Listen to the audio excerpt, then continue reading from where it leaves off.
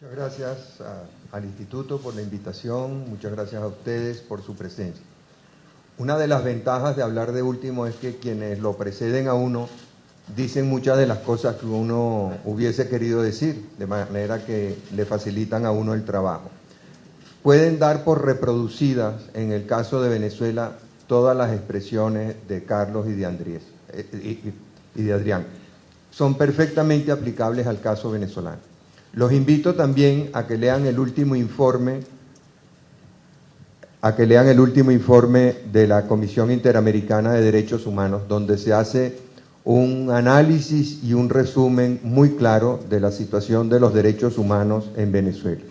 Y hay también un informe del relator para Venezuela de la Comisión Interamericana de Derechos Humanos y de la relatora para libertad de expresión de la Comisión Interamericana de Derechos Humanos, que explican muy bien el caso del segundo cierre de RCTV. De manera que voy a utilizar el tiempo que tengo para explicarles brevemente cómo llegó Venezuela a esta situación, porque creo que hay muchas cosas aplicables, como hemos visto, al caso argentino, al caso ecuatoriano, al caso boliviano, al caso nicaragüense, al caso hondureño, y muchas que pudieran ser aplicables en cualquier momento a países como Perú, como México, como Colombia o como Brasil.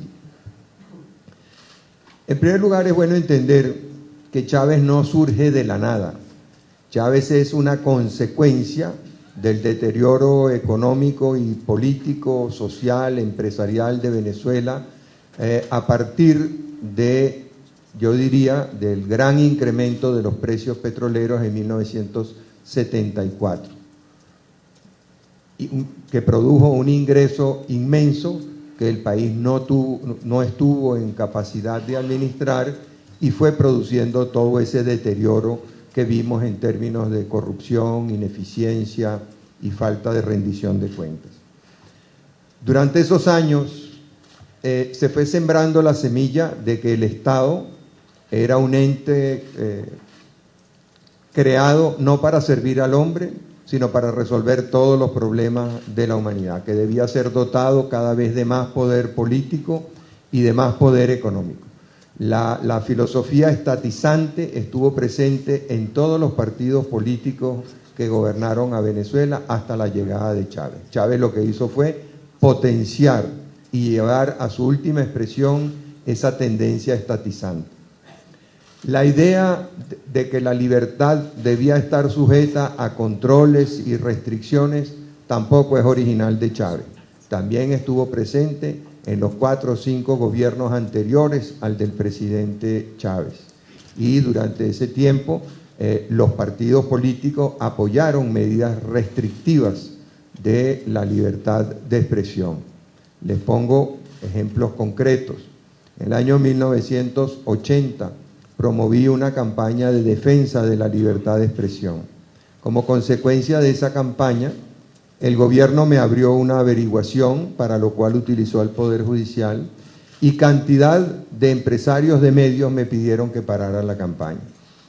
En respuesta, organicé una campaña de defensa de la libre empresa y del derecho de propiedad.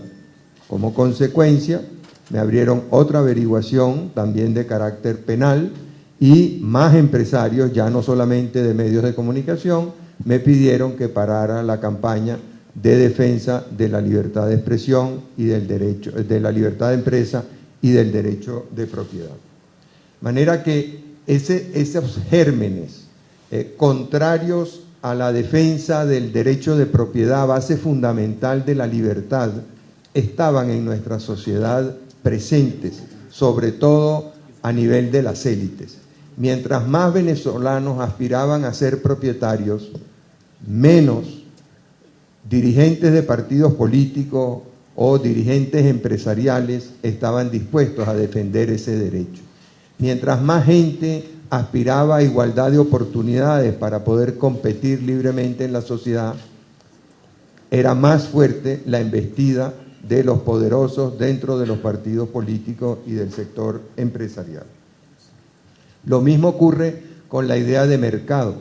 La idea de que la economía de mercado o el mercado es el mejor sistema para asignar recursos en una sociedad que no los tiene en abundancia, no es original de Chávez.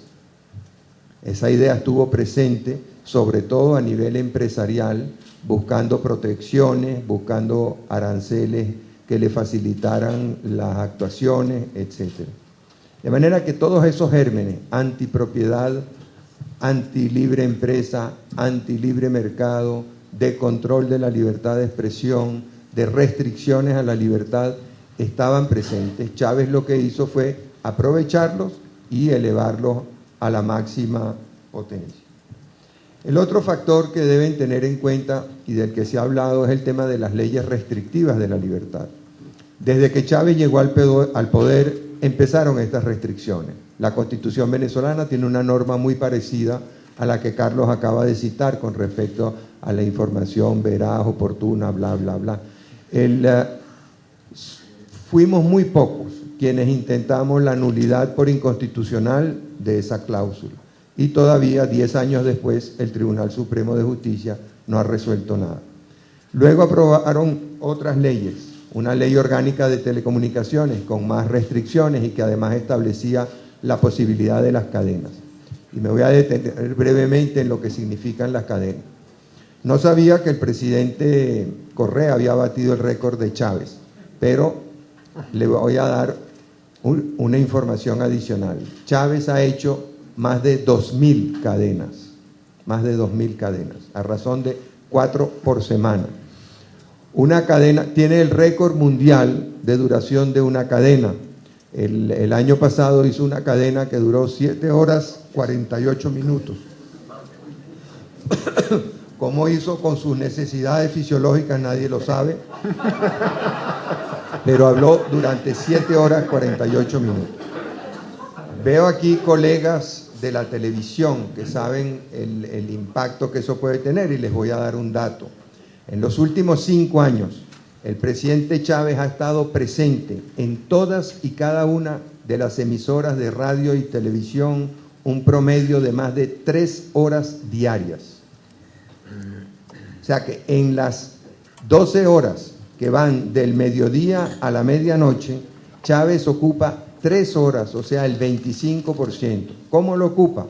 A través de las cadenas, que como les digo ya ha hecho más de 2.000, a través de un programa que se llama Aló Presidente, cuya duración oscila entre 4 y 8 horas por domingo, a través de otros programas que va improvisando a lo largo de la semana, a través de 10 minutos de propaganda obligatoria que todas las estaciones de radio y televisión del país están dispuestas a transmitir, obligadas a transmitir, y a través de todos los noticieros del país.